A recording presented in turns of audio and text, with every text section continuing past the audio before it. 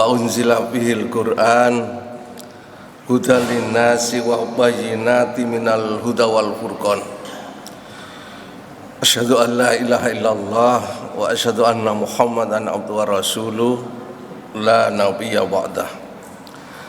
Allahumma sholli wa sallim ala abdika wa rasulika wa ala alihi wa ashabi wa mawala, amma ba'du. Bapak Ibu jamaah salat tarawih Masjid Al-Ikram, insyaallah yang dirahmati Allah SWT. Alhamdulillah, malam hari ini kita masih diberikan oleh Allah dua kenikmatan. Yang pertama adalah kesehatan, yang kedua adalah kesempatan, terutama kesempatan saat ini kita bisa hadir di tempat yang mulia ini dalam rangka untuk melaksanakan salah satu kewajiban sekaligus kebutuhan kita, yaitu sholat isya dilanjutkan dengan tarawih berjamaah. Kita berharap semoga amal ibadah yang kita lakukan hari ini senantiasa diridhoi Allah SWT. Bapak Ibu, ada waktu seperempat kami diminta berbicara untuk menyampaikan tentang etos kerja berkemajuan. Tema ini penting untuk kita sampaikan hari ini supaya kita sedikit mempunyai pemahaman bagaimana etos kerja berkemajuan atau etos kerja Islam.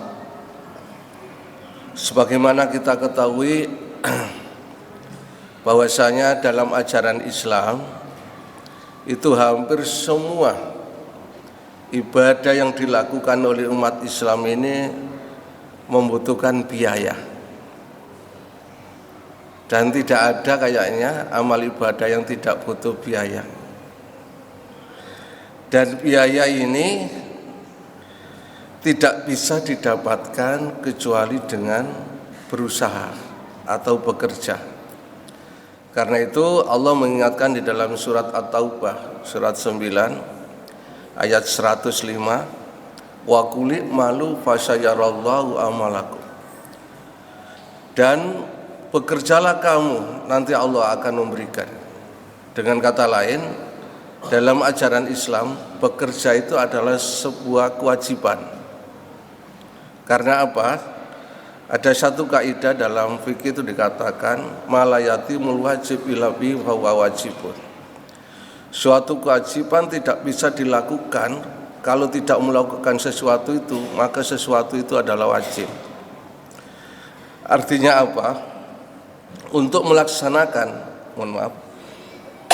amal ibadah yang membutuhkan biaya atau harta, dan harta ini tidak bisa kita dapatkan kecuali dengan bekerja, maka bekerja itu adalah sebuah kewajiban. Karena itu Bapak Ibu hadirin sekalian berbahagia, dalam ajaran Islam bekerja selain sebuah kewajiban dan kebutuhan, ada tiga keutamaan yang akan diberikan oleh Allah kepada orang yang bekerja keras. Yang pertama adalah ada istilahnya itu dosa yang tidak bisa diampuni kecuali dengan bekerja. Dalam sebuah riwayat Rasulullah pernah mengingatkan, ada dosa yang tidak bisa diampuni oleh Allah. Sahabat bertanya, wa ma tukaffiruha ya Rasulullah? Dosa dengan apa ya Rasulullah untuk mengampuni dosa itu? Karena dengan sholat gak bisa, dengan zakat gak bisa, haji maupun umrah gak bisa. Rasulullah mengatakan al-humumu, yaitu dengan cara apa? Dengan cara al-humumu atolabul ma'isah, yaitu dengan cara mencari nafkah, yaitu dengan bekerja. Karena itu Bapak Ibu yang dirahmati Allah SWT, bekerja itu adalah salah satu cara untuk hapus dosa-dosa yang tidak bisa dihapus dengan sholat, zakat maupun amal ibadah yang lain. Oleh karena itu keutamaan bekerja dalam Islam sangat luar biasa. Yang kedua adalah orang yang bekerja ketika tidur itu diampuni dosa-dosanya. Dalam sebuah riwayat dikatakan man batakala min tolabil halal bata maghfurullah. Siapa yang tidur dalam keadaan keletihan karena bekerja keras, maka selama dia tidur itu diampunilah dosa-dosanya oleh Allah. Dan yang ketiga, hadirin sekalian berbahagia, Allah sangat mencintai orang yang bekerja, terutama bekerja dengan keras. Innallaha yuhibbul al-mu'min al-muhtarif. Sesungguhnya Allah mencintai orang mukmin yang bekerja keras. Setidaknya beberapa riwayat atau beberapa hadis ini memberikan penegasan pada kita bahwasanya dalam ajaran Islam bekerja itu mempunyai nilai yang luar biasa. Selain diampuni dosa-dosanya dan ada dosa yang tidak bisa diampuni kecuali dengan bekerja, maka dibutuhkanlah dalam bekerja ini sebuah etos. Apa itu? Semangat dan sikap kerja yang islami, yaitu yang dilandasi dengan nilai-nilai karena niatan lillahi ta'ala. Jadi kalau ada orang bekerja didasari oleh niatan lillahi ta'ala, mencari keridhaan Allah, maka sudah barang tentu pekerjaannya ini akan mendapatkan dua hal. Yang pertama adalah akan mendapatkan ma'isyah, akan mendapatkan keberkahan dalam bentuk materi. Yang kedua adalah orang yang bekerja dengan lillahi ta'ala, maka dia akan mendapatkan satu bentuk, yaitu yang disebut dengan amal soleh. Dengan kata lain, etos kerja islami itu akan melahirkan keberkahan dan menjadikan pekerjaan ini sebagai satu bentuk ibadah. Karena itu Bapak Ibu dan hadirin sekalian berbahagia, jadikanlah pekerjaan kita dalam mencari nafkah ini sebagai salah satu bentuk ibadah kita pada Allah. Jadi mulai sekarang kita harus yakin bahwasanya yang namanya ibadah itu tidak mesti harus sholat, tidak mesti harus puasa, tidak mesti harus haji dan lain sebagainya. Pekerjaan yang kita lakukan ini kalau kita niati karena Allah, maka pekerjaan yang kita lakukan ini adalah pekerjaan yang bernilai dengan ibadah. Yang terakhir, bagaimana supaya pekerjaan kita ini bisa bernilai ibadah, diridhai oleh Allah dan berhasil dengan keberkahan? Adalah Syekh Abdul Latif Samarkindi dalam kitab Tanbihul Ghafilin pernah mengingatkan pada kita, man aroda ayakuna kasbu thayyiban fa alai ayaqfata khamsata asya. Kalau kepingin pekerjaan yang kita lakukan ini diridhoi oleh Allah, mendapatkan keberkahan dari Allah, maka jagalah 5 perkara. Yang pertama, ayu akhirallahu syai'an min faraidillahi ta'ala li ajlil kasbi. Jangan mengakhirkan atau mengurangi kewajiban kita kepada Allah ketika kita bekerja. Betapapun sibuknya kita bekerja, ingat kewajiban kita kepada Allah jangan sampai ditinggalkan. Dikurangi aja nggak boleh, apalagi ditinggalkan. Karena apa? Ibadah itu adalah mutlak. Berapa besar gaji kita, jangan sampai pernah meninggalkan kewajiban kita pada Allah, terutama apa? Sholat. Sekali saja kita meninggalkan sholat gara-gara pekerjaan kita, jangan berharap pekerjaan kita itu akan mendapatkan keberkahan. Itu yang pertama. Yang kedua, la yu'ti ahadan min khalqillahi ta'ala li ajlil kasbi. Kita diingatkan oleh Abdul Latif Samarkindi dalam bekerja supaya mendapatkan keberkahan dari Allah, jangan engkau lakukan dengan cara menyakiti hati orang lain. Berapapun hasil yang kita dapatkan dari pekerjaan kita, itu jangan diperoleh dari menyakiti hati orang lain. Contohnya menipu, membujuk, dan lain sebagainya. Karena apa? Hasil pekerjaan kita yang kita lakukan dengan cara yang tidak benar, dengan cara menyakiti hati orang lain, membuat orang lain sakit hatinya, maksud saya, maka pekerjaan itu tidak akan bisa memberikan keberkahan dalam kehidupan kita maupun anak-anak kita. Yang ketiga, ayak suta bikasbi istighfafat li nafsi wali iyali walayak suta bil jam awal kasrota.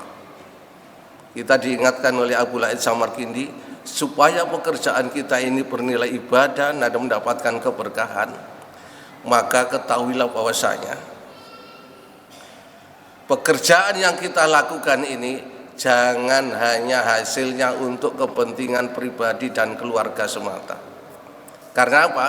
Setiap rupiah yang kita dapatkan dari pekerjaan yang kita lakukan, itu ada hak orang lain yang harus kita berikan. 2,5% dari penghasilan kita itu adalah hak orang lain yang harus kita berikan. Yang itu yang kita sebut dengan zakat profesi kita. Katakanlah 1 juta rupiah kita untung hari ini, maka 25.000 rupiah harus kita keluarkan. Karena apa? Kalau kepingin pekerjaan kita ini bernilai ibadah dan mendapatkan keberkahan dari Allah, jangan lupa ada hak orang lain yang harus kita berikan dari hasil pekerjaan yang kita peroleh hari ini. Yang keempat, an la yajhada nafsahu bil kasbi jitta. Janganlah engkau terlalu berlebih-lebihan di dalam bekerja. Kita diingatkan oleh Allah, alhaakumut takasur hatta zurtumul maqabir. Terlalu berlebih-lebihan dalam segala hal itu biasanya akan melalaikan yang lain. Terlalu berlebih-lebihan di dalam bekerja itu biasanya akan melalaikan yang lain, termasuk melalaikan ibadah kita kepada Allah. Karena itu dalam bekerja kita harus tahu batas waktu, batas tenaga, dan lain sebagainya. Karena apa? Terlalu berlebih-lebihan itu biasanya akan melalaikan yang lain. Dan Allah gak suka kepada orang yang berlebih-lebihan dalam segala hal. Yang terakhir, supaya pekerjaan kita itu bernilai ibadah dan mendapatkan keberkahan dari Allah, maka Abu Laid Samarkandi mengingatkan Allah yara rizqahu minal kasbi wa yara rizqahu minallahi ta'ala wal kasbi sababa. Ketahuilah bahwasanya rezeki yang kita dapatkan itu adalah dari Allah semata, dan kita hanya sekedar sebab menjalankan. Allahu yabsutu rizqa liman yasha wa yaqdir. Allah yang memberikan rezeki, yang meluaskan rezeki kita, dan Allah lah yang menyempitkan rezeki kita. Jadi jangan pernah mengatakan atau pernah menyangka bahwasanya rezeki itu karena usaha kita. Tidak. Buktinya apa? Banyak orang yang berusaha seperti kita ternyata rezekinya enggak seperti kita. Ini menunjukkan bahwasanya ar-rizqu minallah. Rezeki itu adalah dari Allah. Oleh karena itu, Bapak Ibu hadirin sekalian bahagia, kita harus yakin bahwasanya berapapun rezeki yang kita dapatkan hari ini itu adalah pemberian Allah semata. Dapat banyak diterima, dapat sedikit diterima, karena Allah nggak suka kepada orang yang tidak mau bersyukur. Syukur artinya adalah membenargunakan apa yang diterima hari ini, jangan sampai disalahgunakan. Menerima apa pemberian Allah dengan ikhlas, dengan ridho, dan tidak pernah menyesali atau mohon maaf, kecewa dengan pemberian Allah. Karena itu Bapak Ibu, dapat banyak alhamdulillah, dapat sedikit juga alhamdulillah. Itu barangkali 5 hal yang insya Allah lah akan memberikan kita pencerahan supaya pekerjaan yang kita lakukan setiap hari ini bisa memberikan keberkahan dan bisa bernilai ibadah di sisi Allah Subhanahu wa Ta'ala, sehingga pekerjaan kita itu bukan hanya mendapatkan maisha dalam bentuk materi, tapi pekerjaan yang kita lakukan itu akan menjadi amal soleh kita dalam hidup ini. Demikian, kurang lebihnya mohon maaf. Kita akhiri dengan doa, Rabbana atina fid dunya hasanah wa fil akhirati hasanah wa qina adzabannar walhamdulillahi rabbil alamin. Kurang lebihnya mohon maaf. Assalamualaikum warahmatullahi wabarakatuh.